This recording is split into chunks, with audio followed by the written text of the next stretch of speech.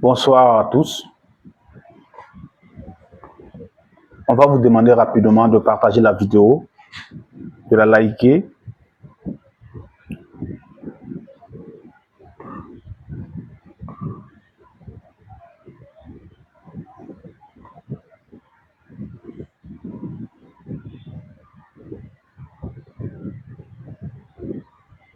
Nous allons parler de l'actualité qui concerne le Burkina Faso. Donc, partagez la vidéo afin que nos compatriotes burkinabés qui ne savent pas que nous sommes en live puissent nous prendre au même moment que vous. Et ce qui serait beaucoup plus intéressant.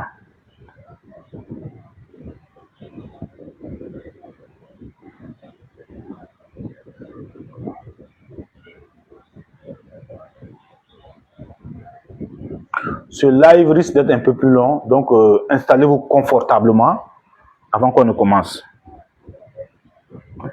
Merci déjà à tous ceux qui ont partagé.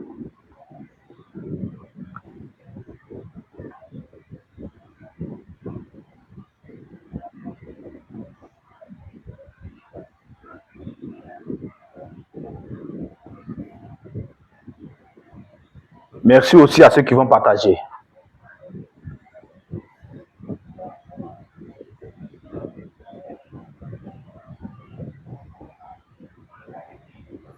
Parce qu'il faut partager ce qui est important. Il faut partager pour que ceux qui ne sont pas en ligne, voilà, puissent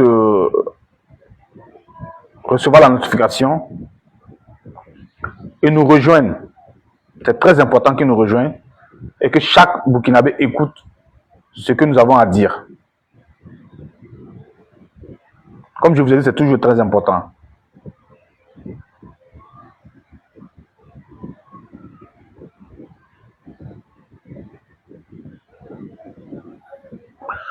Alors, nous avons fini avec le partage et très rapidement, nous allons lancer ce live.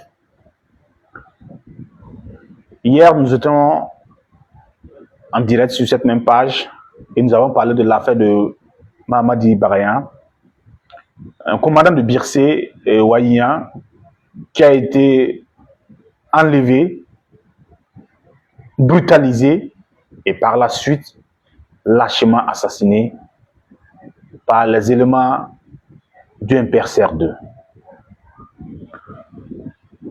Je vais vous faire un résumé de la situation parce que beaucoup écrivent en privé, me demandent ce qu'il en est en réalité. Si je dois répondre à tout le monde, on ne va pas finir. D'abord, qui est Madi Barayan? Madi Barayan, c'est l'un de nos compatriotes qui était en Arabie Saoudite et qui a été rapatrié. Il a été rapatrié la région, le pays. Et il soutenait le régime MPCR 2. Il fait partie de ceux-là qui étaient au niveau de l'ambassade de la France au Burkina Faso et qui ont peint le mur de l'ambassade avec de l'eau sale et voilà, des déchets organiques. Par la suite, il a soutenu le régime farouchement contre les voisins, c'est-à-dire même la Côte d'Ivoire, le président Alassane Dramane Ouattara n'a pas été épargné. Madi Barayan faisait circuler des fake news contre la Côte d'Ivoire et d'autres pays.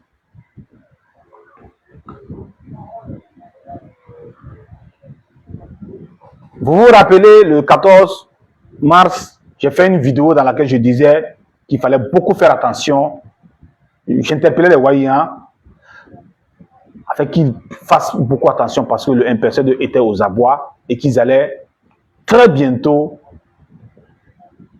Ah, on me rappelle qu'il était celui-là même qui a fêté l'anniversaire de Poutine.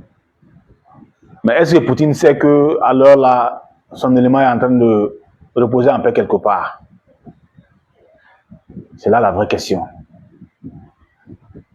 Vous vous rappelez, une fois je vous ai dit, il n'y a pas quelqu'un au Burkina Faso que ces enfants-là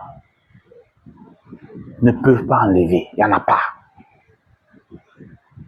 Celui qui dit que c'est faux, il n'a qu'à tester. Il n'y a pas quelqu'un. Même s'il y a même Samy tout de suite là, ils vont voyager avec son âme. Ça, je vous le dis. Madi Barayan, il faisait véhiculer les fake news. Il insultait les gens. Il demandait à ce qu'on on exécute ce qu'on appelle, ce qu'ils taxent comme apatrides. Il allait contre nous tous. Parce que je me mets dans le lot. Voilà. Le 22 mars, il a fait une vidéo sur son compte TikTok dans laquelle il interpellait le ministre Émile Zerbo parce qu'il réclamait un poste. Peut-être que lui, il n'a pas reçu la part des 690 millions. Mais étant proche de Yabré, tout le monde sait que le commandant Yabré est très généreux. Ce n'est pas les Wayens qui me diront le contraire. Il a fait une vidéo. Ce qui n'est pas bien, c'est qu'il a fait une vidéo sur les réseaux, il l'a posée sur les réseaux sociaux. Au lieu peut-être, parce qu'il dit dans la vidéo qu'il a essayé de voir le ministre, il n'a pas pu le voir. Au lieu tout simplement d'aller à l'encontre du ministre ou d'insister pour voir le ministre, il a préféré s'expliquer sur les réseaux sociaux et ça a tourné au vinaigre pour lui. Le 25 mars, on se rappelle qu'il a fait une vidéo, une publication plutôt, dans laquelle il disait que le président Alassane Ouattara était mort ou allait mourir dans quelques jours. Encore notre fake news. C'est-à-dire, depuis son retour, il ne faisait que souhaiter le pire pour les autres.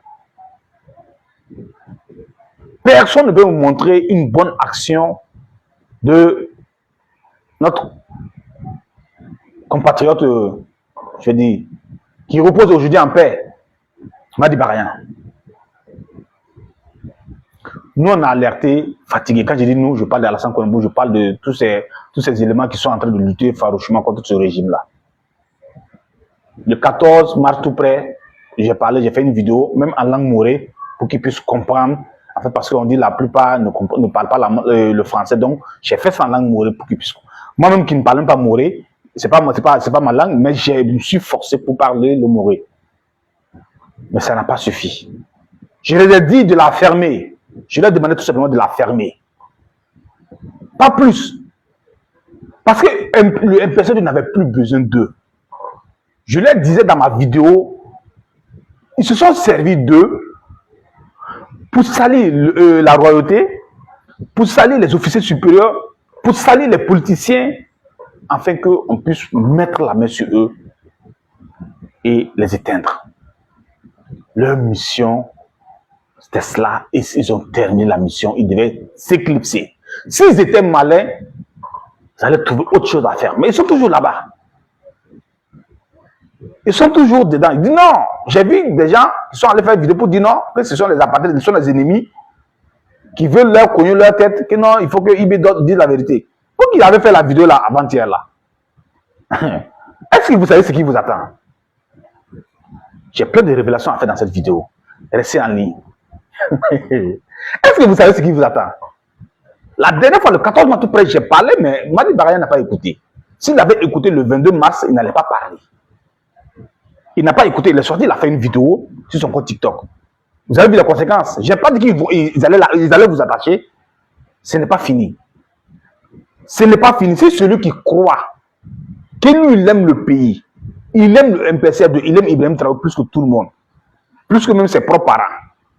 Il n'a qu'à sortir, faire une vidéo ou faire une publication pour dire que telle chose n'est pas bien. On va tester quelque chose. Parce qu'avec ce régime, vous les soutenez. Vous n'avez pas le droit de protester ou du moins de dire tel parti ou du moins ce côté-là, c'est pas bien, il faut faire ci. Nous, on a vu ça depuis le début, c'est pourquoi on a refusé. Il n'y a pas de proposition qui, moi, ne m'a pas été faite. J'ai décidé de partir parce que je ne voulais pas être dans cette situation aujourd'hui. Et même lorsque je suis parti, mon pays d'exil, Mon entourage m'a conseillé de prendre le titre d'exilé politique. Pour ne pas qu'on dise non, Oumar est têtu, je suis allé me renseigner. Ils m'ont fait sortir, ils m'ont donné leur fiche, ça doit être quelque part dans mes trucs. Le jour que je vois ça, je vais chouiner. On me fait sortir, je lis, dans les clauses, il est dit que je ne devais plus critiquer le MPSR2. Si je prends le titre de réfugié politique, d'exilé, je ne dois plus critiquer le MPSR2. J'ai pris la fiche, je suis venu, j'ai déposé ça dans ma maison. 6 mois, je ne dois plus critiquer le régime MPSR2. Mais pourquoi je suis parti alors? Parce que là, on me disait, tu auras droit à une subvention, on va te donner de l'argent, ta sécurité, voilà, on va te donner un peu de ceci, un peu de cela. Mais moi, ça ne m'arrangeait pas. Si c'est l'argent que je voulais, j'allais rester au pays. J'allais collaborer avec ces gens-là en sourdine. Il y a des gens qui mangent avec eux. On n'entend même pas parler d'eux. Je pouvais le faire. Mais si j'ai décidé de partir, c'est pour continuer à critiquer, à dénoncer. Parce que j'ai compris depuis le départ que ces gars-là, c'est des fous culs. Ils n'étaient pas là pour le peuple. Mais le temps me donne raison aujourd'hui. Beaucoup parmi ceux-là même qui m'ont insulté, qui m'ont traité de tout le nom, aujourd'hui, ils reconnaissent que j'avais raison. Ils reconnaissent aujourd'hui que j'avais raison. Ils reconnaissent aujourd'hui que j'avais raison. Donc, quand j'entends quelqu'un dire Oumar est payé par temps, il est payé par temps, il est payé par temps, je me fais sortir la fiche qu'on m'a remis au niveau du côté du service de l'immigration. Et j'ai refusé parce que dans les clauses, on disait que je ne devais plus faire des publications sur Facebook. J'ai dit alors, ça ne m'arrange pas. Je n'ai pas quitté mon pays parce que je ne mangeais pas. Je n'ai pas quitté mon pays parce que je n'avais pas de travail. J'avais un travail, j'avais une maison, j'avais tout ce que je voulais. Mais c'est parce que les gens m'ont dit non, bon viens, on va te donner la sécurité, en plus de la sécurité, on va t'accompagner, on va t'aider à t'installer, on va faire ci, on va faire ça. Il dit bon ok. Pour ne pas qu'on dise non, je ne veux pas de tout ça, je suis allé. Et quand j'ai pris la fiche, je suis venu déposer, je me suis jamais écrit. Et je les ai dit que, en réponse à mes amis, je les ai dit que, en Côte d'Ivoire, moi, je me sens en sécurité. Je me sens chez moi. On prend un statut de réfugié politique lorsqu'on ne se sent pas en sécurité, lorsqu'on ne se sent pas chez soi. Pourtant, moi, ce n'est pas le cas. Alors, on est resté là-dessus. Wadi Bara, rapidement, il a fait une publication sur son compte TikTok. Il a critiqué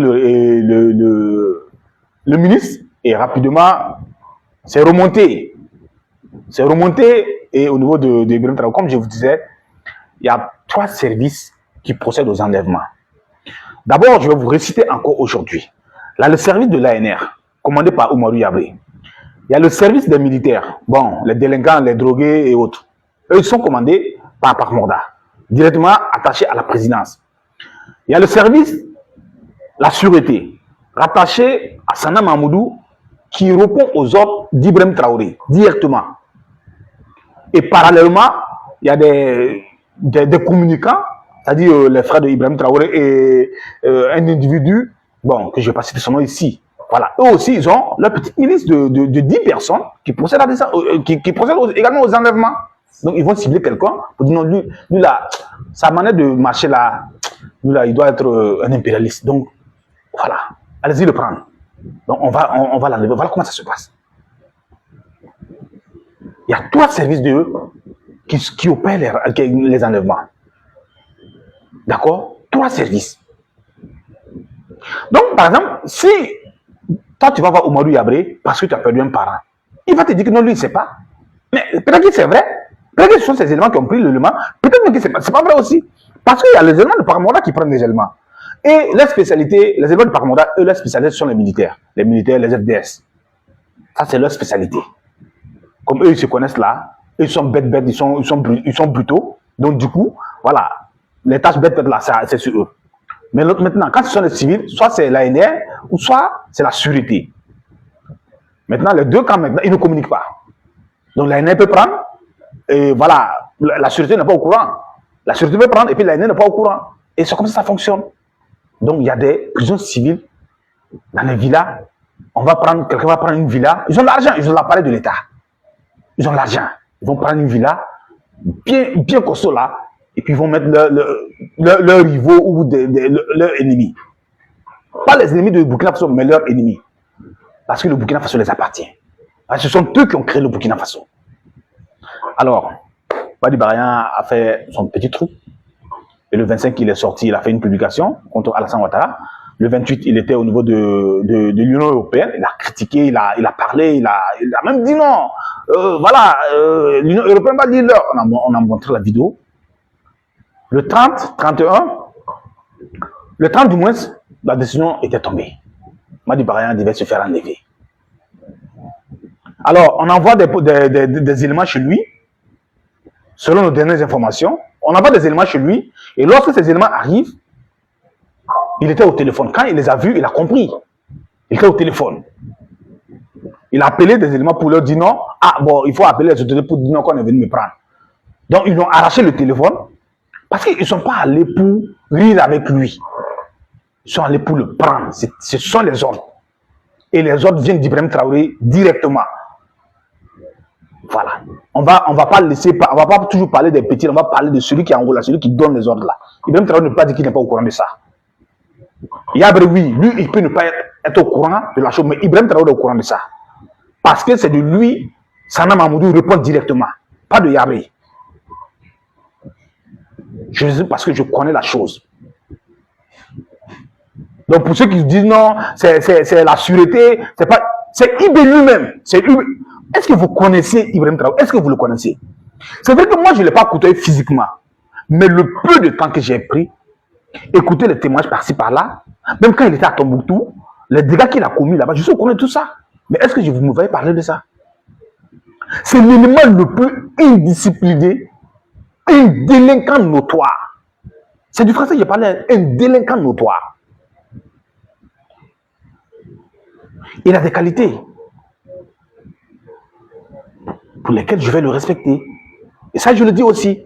Parce que lorsque vous parlez du mauvais comportement de quelqu'un, reconnaissez au moins que la personne a des qualités. Ibrahim Traoré, c'est celui-là même qui n'aime pas voir quelqu'un faire du mal ou me piétiner ses éléments. Pour ça, je le respecte parce que c'est ça un chef. C'est ça un chef. Un chef ne doit jamais s'asseoir et regarder les gens commettre l'injustice sur ces éléments. Ibrahim Traoré a voulu porter main sur un officier supérieur lorsqu'il était au Mali. Il a voulu frapper cette personne-là. Je ne vais pas dire le nom de la personne parce que c'est une honte pour lui aujourd'hui. Mais Ibé sait. Ibé lui-même sait qui il voulait frapper. Tous ceux qui étaient avec lui au Mali à ce moment savent qui Ibé voulait frapper ce jour-là. Parce qu'il voulait, je ne sais pas, il y avait eu un problème. Bon, c'était pas aussi grave que ça, mais l'élément, il est venu, bon, parce qu'il est gradé, il veut, voilà. Et le gars, il a tapé sur la table pour dire non, ça ne marche pas ici. Et jusqu'à même, il voulait frapper le gars.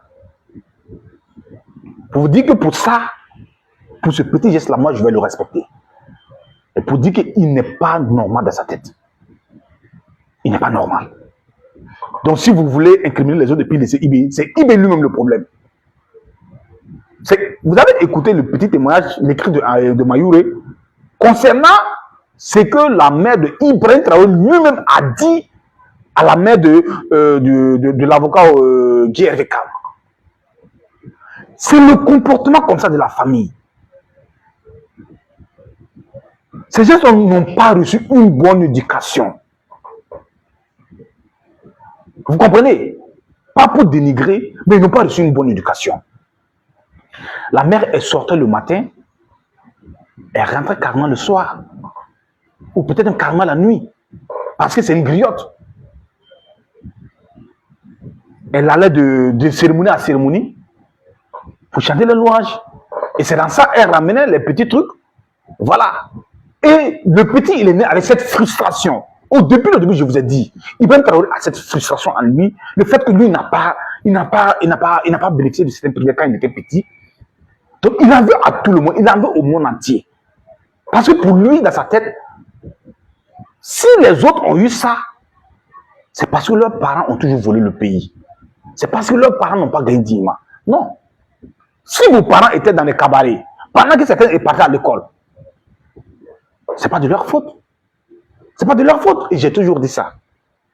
Donc, revenons sur le sujet. C'est une petite parenthèse sur Ibrahim Traoré. Pour ceux qui pensent qu'ils ne le connaissent pas, ou bien ils le connaissent très bien plus que nous là. On le connaît très bien. Mais souvent, on trouvait que ce n'est pas la peine de parler de certaines choses. Voilà. Mamadi Barayan, le 31 mars, voilà, il se fait enlever chez lui. Direction une prison secrète. En cours de route, il ouvre la portière. Selon les témoignages, notre cellule de veille, la cellule de veille de Lièvège. Ça, j'ai déjà posté la note, le communiqué. Et je vous informe que la cellule de veille de Lièvège existe. Vous savez, il y a des éléments un peu partout dans tous les quartiers. Quartier de Padoua, Tampuy, Tanguin, beaucoup d'autres quartiers. Dans d'autres villes aussi. Voilà. Donc, il claque la porte et il descend. Parce qu'il a compris. Si lui, il s'en va, il ne va pas revenir. Il claque la porte et il descend. Il commence à courir. Il court, il rentre dans le marché de Nabraga, à Samandin. Vous avez écouté le témoignage que j'ai posté après, c'est issu d'un appel entre moi et puis l'un de mes éléments sur le terrain. Et il m'expliquait comment les choses sont passées. Il descend, il commence à courir. Et on le poursuit, il rentre dans le marché. Quand on a trouvé refuge, malheureusement, le Burkinabé n'est plus le Burkinabé. Parce que des individus ne peuvent pas poursuivre quelqu'un en civil comme ça. Et vous les regardez faire. Les gens sont arrêtés, ils regardent, ils ne cherchent même pas à comprendre. Est-ce que c'est vrai ou c'est pas? Il dit clairement, Madi Barayan dit clairement, je ne suis pas un voleur. J'ai fait un message, j'ai parlé au ministre. Et c'est pour ça qu'ils sont venus me prendre, ils sont en train de m'amener. Lorsqu'il a prononcé la première phrase, il a reçu un coup fatal sur sa tronche. Et ce qui a fait jaillir le sang.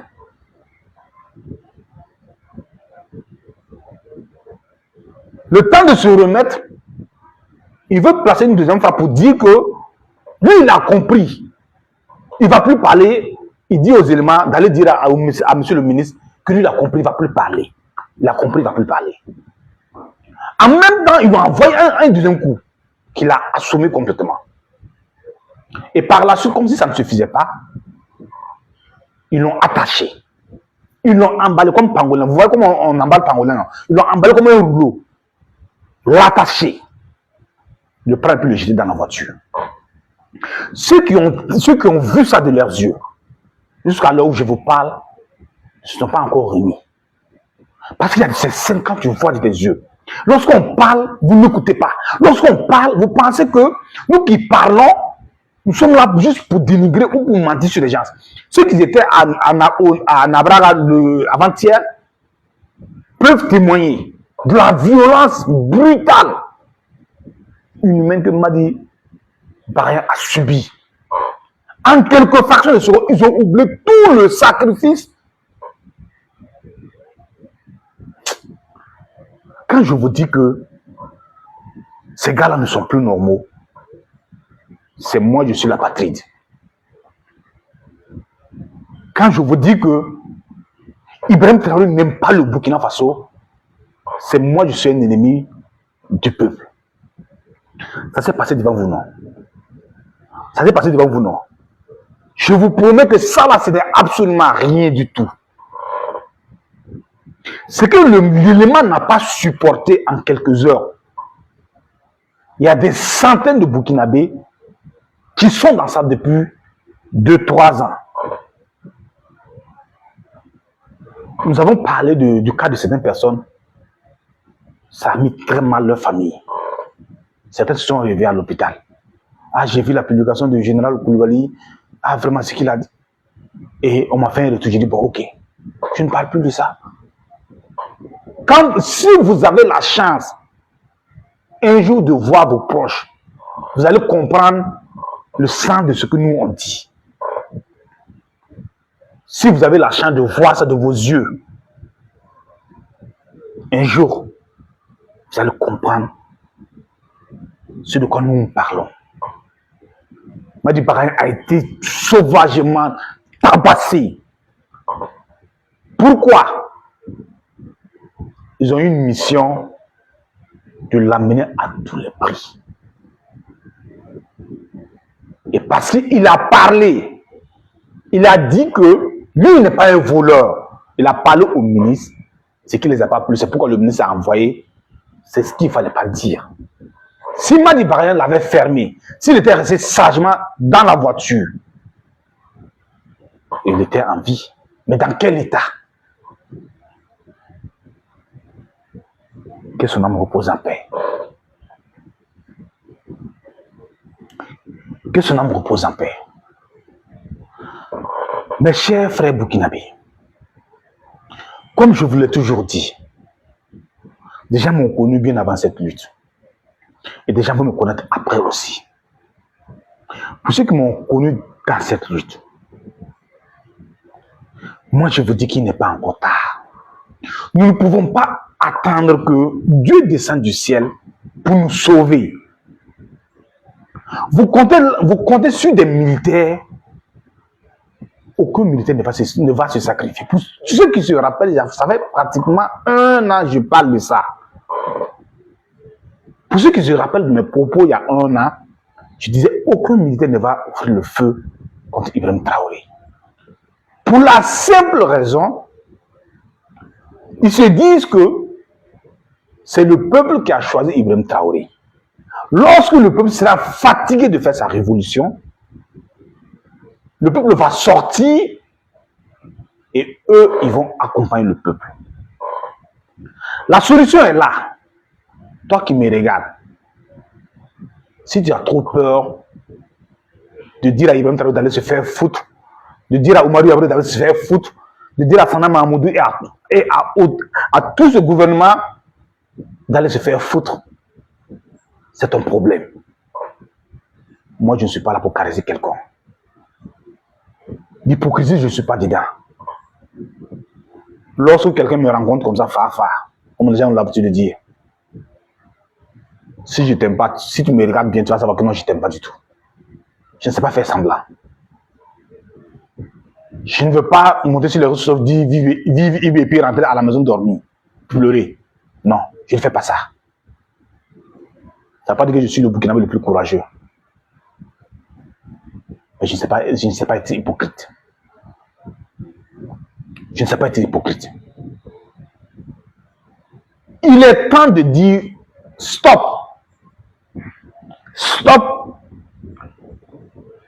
à cette mascarade. Stop au régime MPCR2. Mais pas de façon violente. Parce que je suis contre la violence, toute forme de violence. Mais il y a des éléments dans ce régime-là. Je ne vais pas citer leur nom. Lorsque le vent va changer de direction, moi je vais les rencontrer Fafa. Ça c'est entre eux et moi. Personne n'a rien à voir dedans. Il ne faut pas que quelqu'un va rentrer dans ça. Parce que celui qui va se mettre devant entre nous, pour dire non, Omar, laisse tomber, laisse à cause de Dieu. Non, Dieu ne va pas descendre et régler mon problème. Moi, je vais régler mon problème ici. Et demain, peut-être, on va aller. Ah, je vais dire, bon, voilà. Je n'avais pas le choix. Il m'a fait. J'avais très mal. Et Satan a pris mon contrôle. J'ai remboursé. Bon, voilà, je demande pardon. Et Dieu va me pardonner. Parce que Dieu va comprendre. On ne peut pas aller s'en prendre au père de quelqu'un juste parce qu'il critique. Vous ne l'avez jamais pris avec une arme. Vous l'avez déjà interpellé. Vous avez fouillé son téléphone, tout ce qui est électronique. Vous n'avez rien trouvé comme preuve. Vous partez vous en prendre à son père juste parce qu'il vous critique. Juste parce qu'il n'est pas d'accord avec votre mode de gouvernance. Quel régime a déjà fait ça? Si j'ai la chance de vous croiser un jour,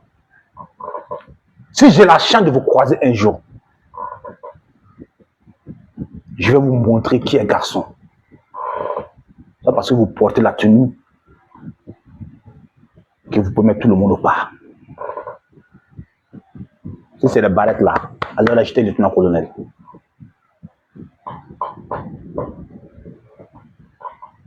Je portais le grade de lieutenant-colonel. Lors de notre conférence, quand j'ai fait le décrochage avec la garde rapprochée, Même les éléments eux-mêmes, ceux qui étaient avec moi, ils me disent, ouais, chef, non, boss, on te respecte. On te respecte. Je ne suis pas là pour me jeter des fleurs ici. J'ai toujours dit, c'est derrière les écrans, vous parlez, vous insultez les gens. Mais les gens, un jour, je vais les attraper. Moi, là, je vais régler ça physiquement. Il n'y a pas Dieu qui va rentrer, il n'y a pas affaire de Dieu qui va rentrer dedans. C'est en haut maintenant, quand on va partir là, quand on va tous mourir, on va aller régler ça sur Dieu. Il va comprendre. Le vieux est toujours dans votre main, non? Faites ce que vous voulez. Il a fait sa part. Il a porté la tenue. Il a servi ce pays. Il s'est sacrifié pour ce pays. Il allait combattre contre le Mali pour son pays. Il pouvait mourir là-bas. Mais Dieu l'a ramené. Afin que moi, je puisse apprendre de lui. J'ai appris beaucoup de choses de lui. Et de là où il est, si un jour, moi j'ai la chance de le voir, et que dans son récit, ou physiquement, si je fais un constat, qu'il y a un cheveu qui manque, il n'y a pas cet être humain qui va se mettre entre nous. Ça, je vous le dis. Si vous prenez ça pour du bluff, alors là, je ne veux pas vous dire que je suis trop près. Et pour ceux qui me connaissent, savent que lorsque je parle comme ça, c'est comme on dit, il y en a des angula, qu'on n'y a pas eu ou l'on goûte pour ça. Ils n'auront qu'un. Quel est le s'en fait? C'est qu'à Diono Barra sur le camp. Je ne vais pas traduire ça en français ici. Mais je sais qu'il va comprendre ce que j'ai dit. C'est que ceux qui ont pris mon père vont comprendre ce qu'ils ont dit. Ce que j'ai dit plus tôt. Un jour, on va régler ça farfare. Alors, pour terminer cette vidéo, Ibrahim Traoré sort avec une histoire de... Lui, il peut se présenter. Il peut être président du Burkina Faso. De quel Burkina Faso on parle? De quel Burkina Faso on parle? Ce n'est pas de même Burkina Faso que nous on connaît là en tout cas. Parce que lorsque tu es venu, tu as dit que le pouvoir ne t'intéresse pas. Tu as dit que les politiciens sont les problèmes du pays. Aujourd'hui, toi, tu veux abandonner le treillis pour porter la veste, voilà, politicien. Parce que tu as compris que personne n'est avec toi. Il faut aller avec la diplomatie. Et comme si ça ne suffit pas, tu dis que la caution, j'ai cherché les preuves, je n'ai pas pu trouver les preuves. Tu dis que la caution s'élève à 1 milliard de francs CFA. Toi comme ça là, toi Vanille-Pied, 2 pieds nickel, toi qui dormais chaque midi dans le bureau de Ebouaf là, tu partais prendre la ration là. Toi 2 pieds nickel, toi tu peux avoir 1 million ou ça. Tu vas dessiner ça sur papier. Toi tu peux avoir 1 million puis tu allais voler les 400 millions de VDP. Toi comme ça tu peux avoir 1 million, 1 milliard plutôt, tu allais voler les 400 millions de VDP. Hein? Toi comme ça 2 pieds nickel là, toi, est-ce que quand on se croise à Ouagadou, toi tu peux regarder quelqu'un ici? Toi, tu peux regarder quelqu'un? Hein? Et ses parents sont assis, sont fiers, disent non, notre enfant a réussi. Vous allez chier des pointes d'après quelqu'un. Vous allez chier des pointes. Parce qu'il n'y a pas quelqu'un qui va nous se mettre entre nous. Comme vous n'avez pas été capable de bien éduquer vos enfants, vous les voyez dans les dérives, vous les conseillez pas, vous les laissez continuer parce que pour vous, il faut profiter. Vous allez passer votre temps à aller commander, aller prendre des œufs de poule chez les peu, les autres, et boire leur lait. Et comme ça ne suffit pas, vous êtes répartis des ingrats comme ça, vous êtes allés les massacrer chez eux. Des gens qui vous ont nourri, des gens grâce à qui vous avez vu tout ce que vous voulez. Quand je vous dis qu'Ibrahim Traoré est un ingrat, regardez ce que Baraya a fait, tout ce que Baraya a fait pour eux. Mais regardez comment il a terminé. Si toi qui m'es là, tu penses que ça ne va pas t'arriver là. Brian ne croyait même pas. Le 28 tout près ici, il était au niveau de l'Union. S'il savait que nous, le 31, 3 jours après, on allait le prendre pour le travailler comme ça, là, il n'allait pas sortir. Il allait peut-être prendre son vol puis partir, comme je l'ai dit. Il me dit que lui va se présenter. C'est Waïna qui parlait, c'est Bill qui parlait que la politique, les élections, c'est trop coûteux pour le pays. C'est sorti ici, c'est rempli là-bas. Moi, en tout cas, je veux savoir comment IB va avoir ces 1 milliard. Ne venez pas nous dire que ce sont les panafricains qui ont cotisé pour ça. Non, ne venez pas nous dire ça. Parce qu'on sait déjà que c'est ça votre plan. Parce qu'il ne pourra pas justifier les 1 milliard. Il a dit que lui n'a pas besoin de son salaire de président. Même avec son salaire de président, il ne peut pas avoir 1 milliard aujourd'hui s'il est vraiment honnête. N'en parlons même pas même de son salaire de capitaine. Parce que son salaire de capitaine, il faut 100 ans je vais dire quoi. Il faut qu'il fasse 100 ans de service pour économiser au moins 1 milliard. Et là, il ne peut même pas avoir ça. Même avec 100 ans de service, il ne peut avoir 1 milliard dans son compte. D'accord? S'il pense qu'il va faire ça, 1 milliard là, c'est quoi? 1 milliard, ce n'est rien du tout. C'est pour écarter certaines personnes. Et les politiciens qui sont assis aujourd'hui là, on vous voit. On attend. Le rat qui va faire sortir sa tête comme quoi c'est lui qui va se présenter parce qu'il a l'argent là. Si quelqu'un a eu 0,5%, il n'a qu'à changer mon nom. Ok, c'était un peu ça. Alors, on va souhaiter nos condoléances à la famille Barayan. Et qu'est-ce qu'on peut dire? Au suivant.